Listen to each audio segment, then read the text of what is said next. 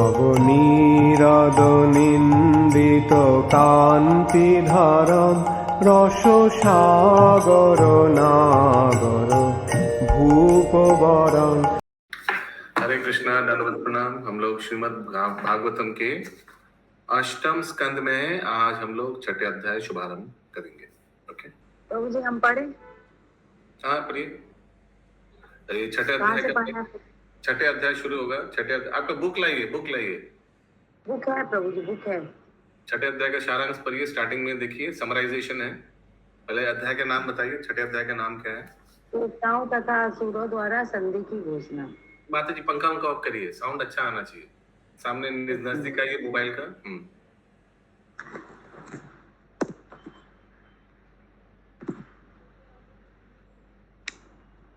अभी ठीक है प्रभु जी? हरे कृष्णा। हाँ बेटर है, पढ़िए समराइजेशन। इस अध्याय में बताया गया है कि जब देवताओं ने भगवान की स्तुति की तो वे उनके समक्ष किस प्रकार प्रकट हुए। भगवान की सलाह के अनुसार देवताओं ने समुद्र मंथन से अमृत प्राप्ति के लिए असुरों के साथ संधि कर ली।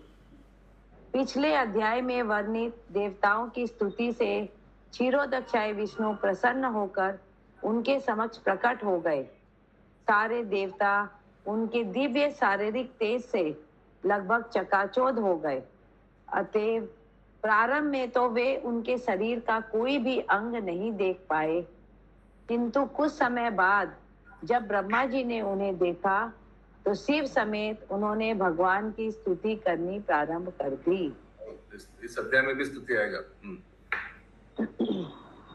ब्रह्मा जी ने कहा, जन्म मृत्यु से परे होने के कारण भगवान नित्य हैं, वे भौतिक गुणों से रहित हैं, तो भी वे असीम शुभ गुणों के सागर हैं।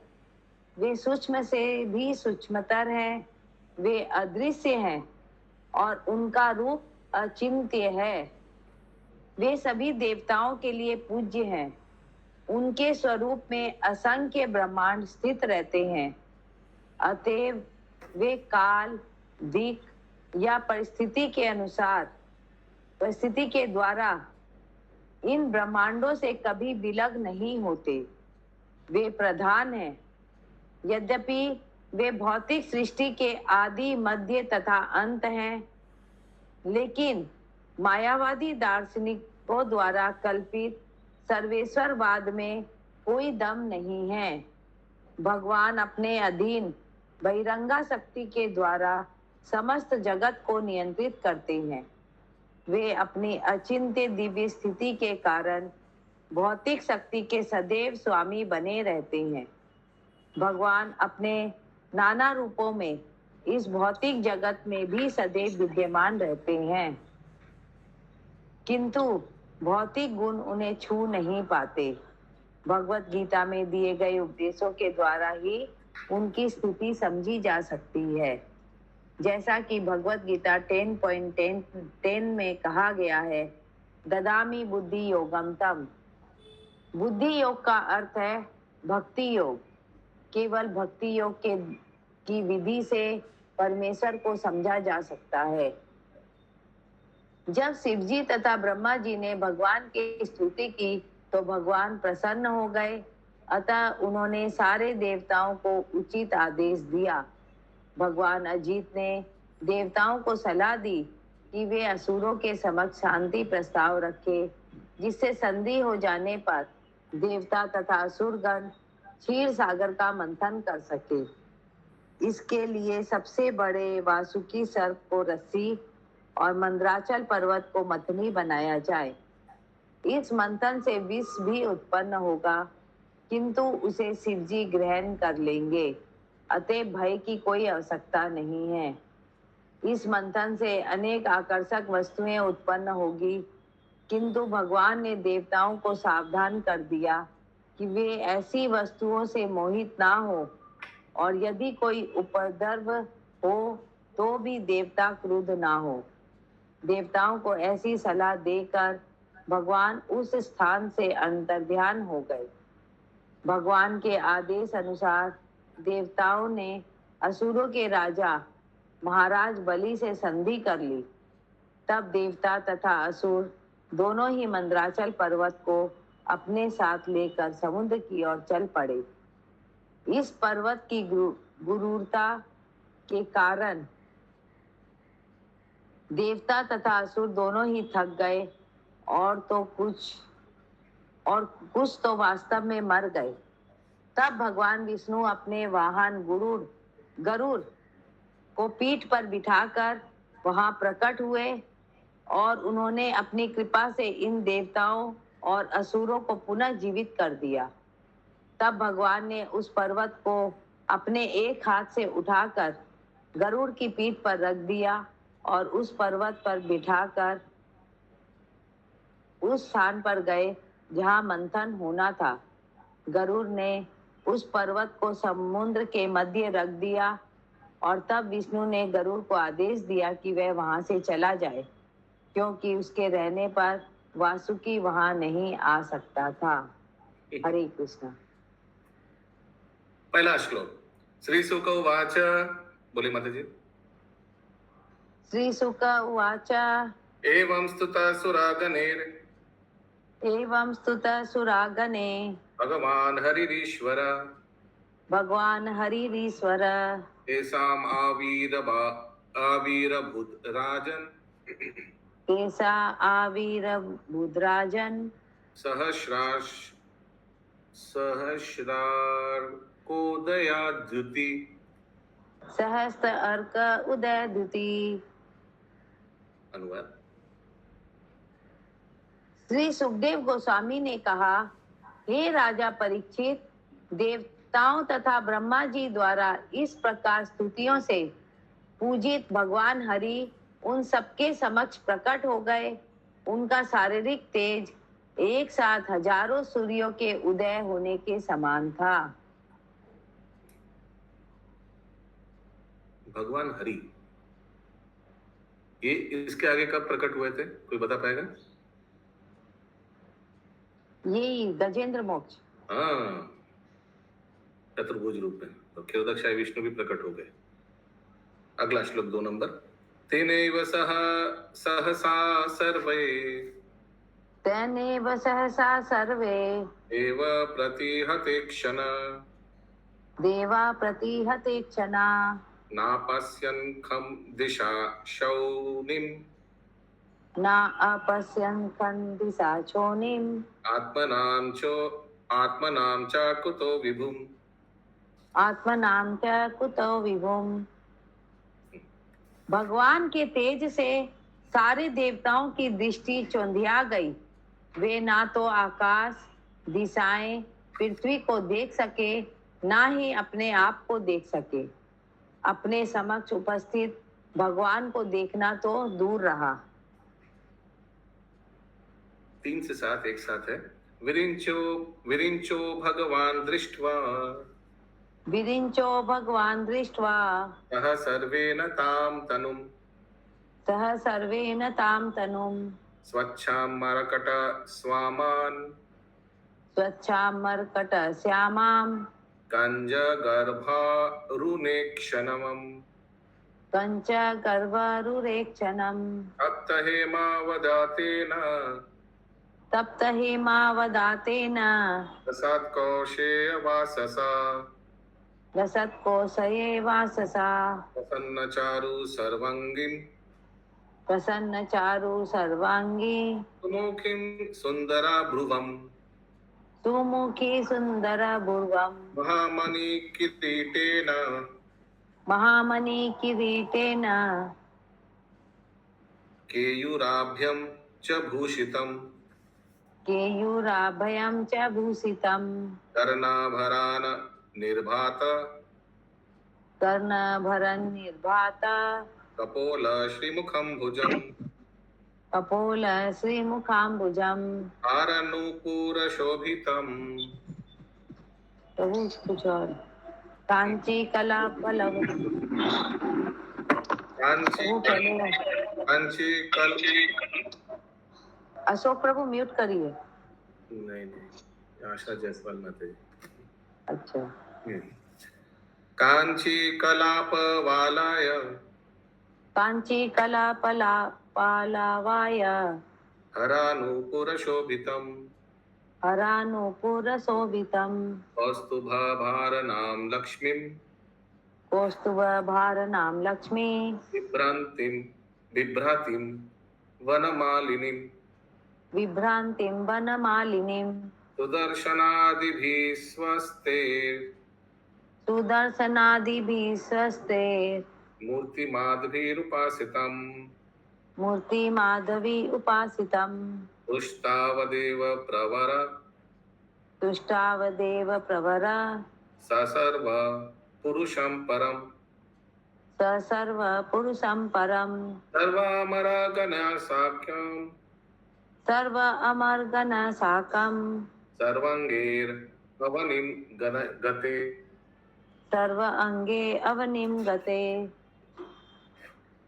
शिवजी सहित ब्रह्मा जी ने भगवान के निर्मल शारीरिक सौंदर्य को देखा, जिसका श्यामल शरीर मरकट मणि के समान है, जिनकी आंखें कमल के फूल के भीतरी भाग जैसी लाल लाल है, जो पिघले सोने जैसे पीले वस्त्र धारण किए हैं और जिनका समूचा शरीर आकर्षक ढंग से सज्जित है।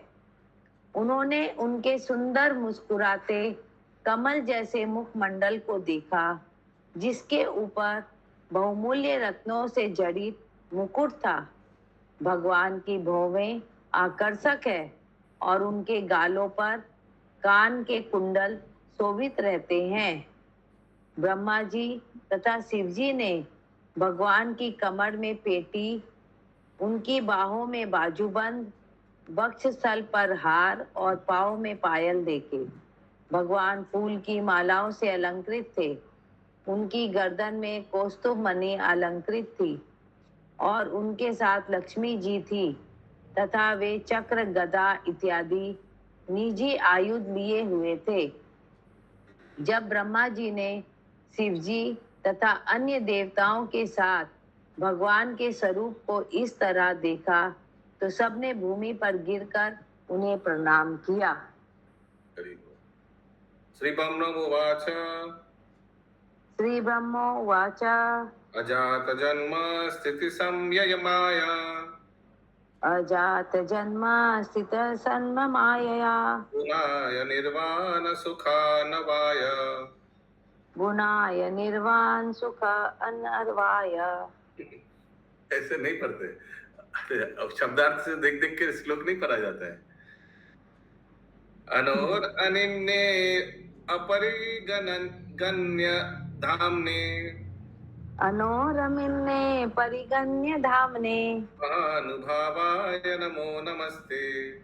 महानुभावाय नमो नमस्ते। अभी पिछले श्लोक में एक शब्द आया था ना, क्या? सर्वांगीर आवानिम गते आया था ना लास्ट में। हाँ हाँ, तो सर्व अंगे, ऐसे सर्वांगीर एक साथ पढ़ा जाता है। सर्व अंग, हम लोग कृष्ण भावनामृत संघ, हम लोग कृष्ण भावना अमृत संघ, ऐसा तो नहीं बोलते हैं ना। धन्यवाद। ब्रह्मा जी ने कहा, यद्यपि आप अजन्मा हैं, किंतु अवतार के रूप में आपका प्राकट्य तथा अंतर्ध्यान होना सदैव चलता रहता है। आप सदैव भौतिक गुणों से मुक्त रहते हैं और सागर के समान दिव्य आनंद के आश्रय हैं। अपने दिव्य स्वरूप में नित्य रहते हुए आप अत्यंत सूक्ष्म से भी सूक्ष्म हैं। अतएव हम आपको जिनका अस्तित्व अचिंत्य है, सादर नमस्कार करते हैं। भगवत गीता में 4.6 में भगवान कहते हैं, अजो अपि सन व्ययात्मा भूतानामीश्वरो अपि सन प्रकृति स्वमाधिष्ठाय संभवाय आत्मा मायया।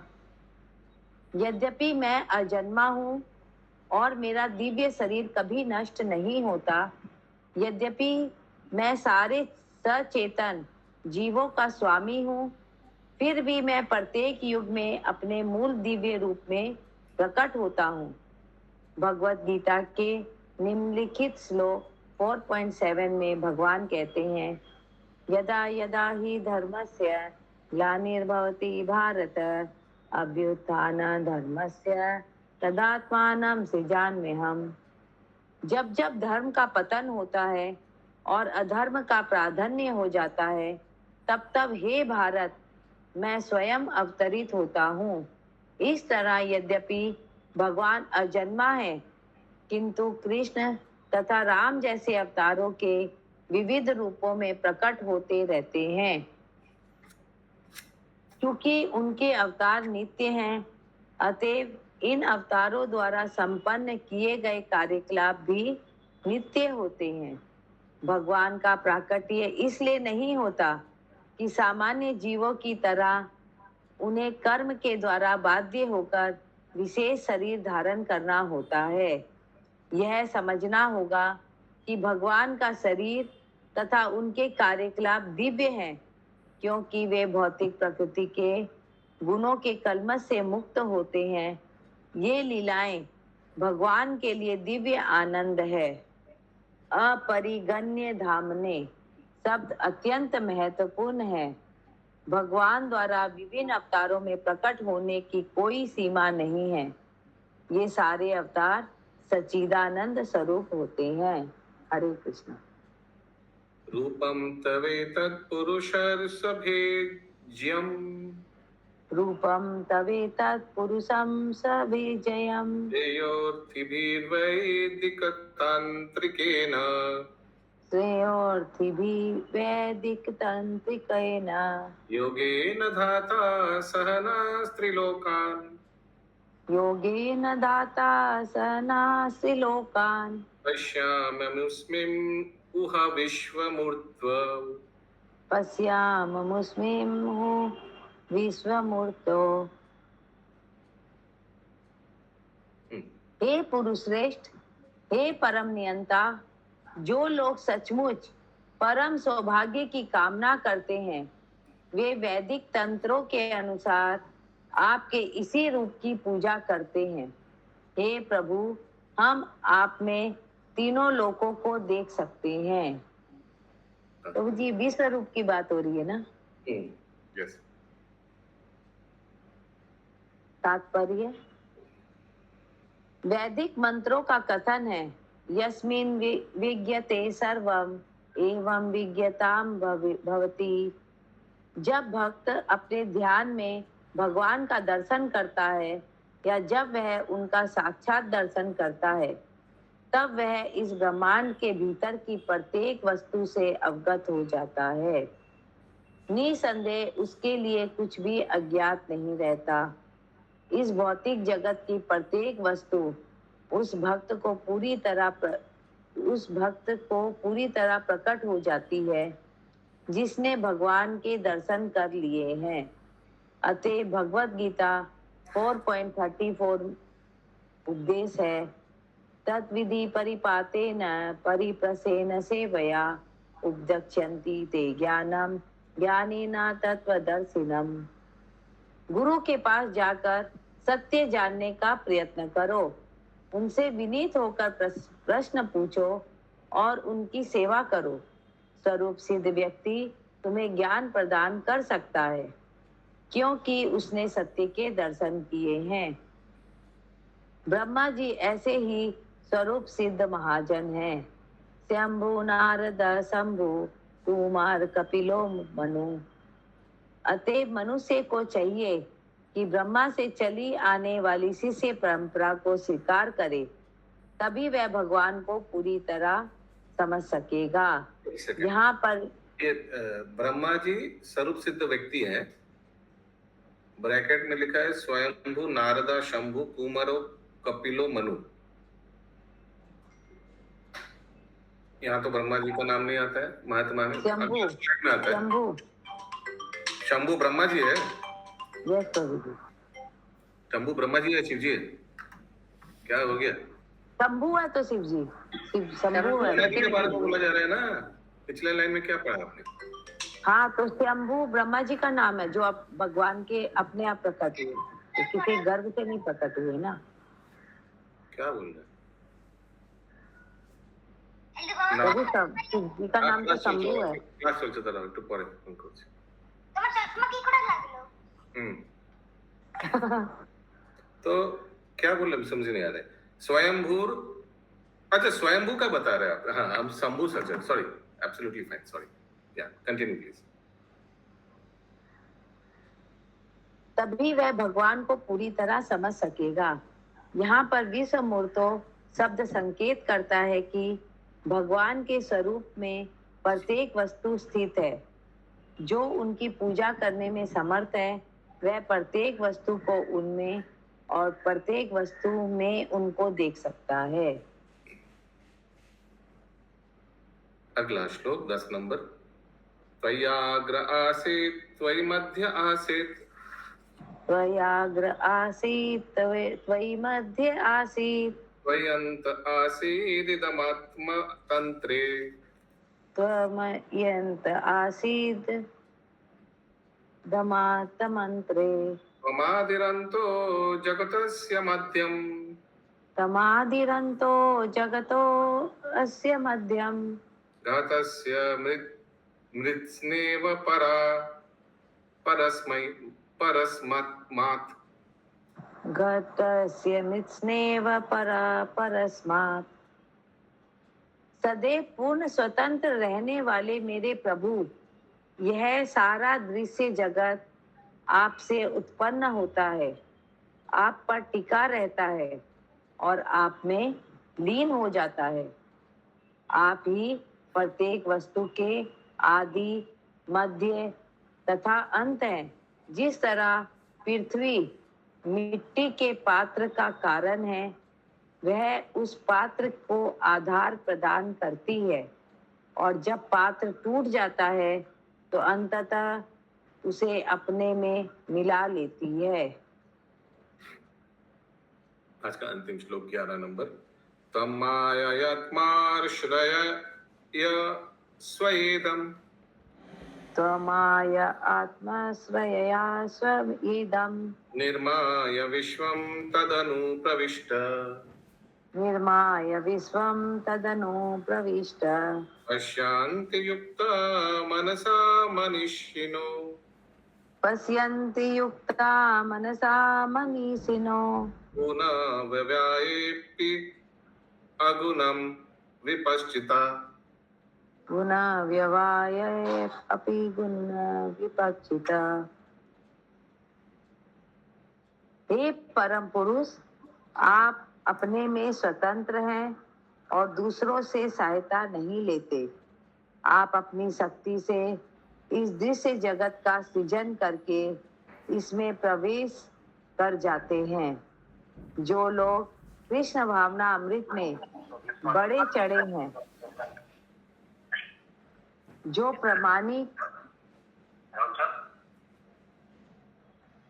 प्रामाणिक शास्त्रों से भली भांति परिचित है और जो भक्ति योग के अभ्यास से सारे भौतिक कलमश से शुद्ध हो जाते हैं, वे शुद्ध मन से यह देख सकते हैं कि आप भौतिक गुणों के रूपांतर के भीतर रहते हुए भी इन गुणों से अछूते रहते हैं।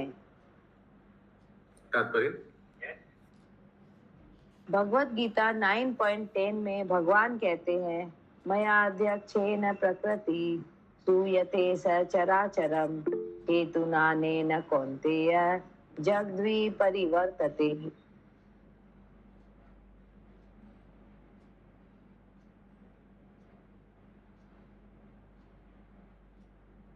प्रभु जी नहीं है, हम पढ़ते हैं, उसके बाद माता जी आप प्रश्न पूछ लीजिए। हे कुंती पुत्र, यह प्रकृति मेरे निर्देशन में कार्य। हरे कृष्णा माता जी, इसमें जो ऊपर पढ़ी अभी आप कि भक्ति योग के अभ्यास से सारे कलमश से शुद्ध हो जाते हैं और वे शुद्ध मन से देख सकते हैं कि भौतिक गुणों के रूपांतर, ये वाला जो है ये मतलब थोड़ा सा समझने का था, नहीं समझ में आया कि सब लोग देख सकते हैं भगवान। हाँ, जब शुद्ध मन हो जाएगा, मन शुद्ध होना चाहिए ना।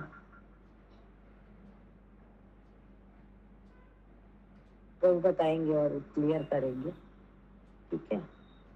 हे कुंती पुत्र, यह प्रकृति मेरे निर्देशन में कार्य करती है और सारे चर तथा अचर प्राणियों को उत्पन्न करती है। अपने नियमों के द्वारा यह जगत बारंबार उत्पन्न और विनिष्ट होता है। भौतिक शक्ति समग्र दृश्य जगत का सृजन, पालन तथा संहार उन भगवान के आदेशों से करती है जो इस ब्रह्मांड में गर्भोदक्षाय विष्णु के रूप में प्रवेश करते हैं, किंतु भौतिक गुणों से अछूते रहते हैं।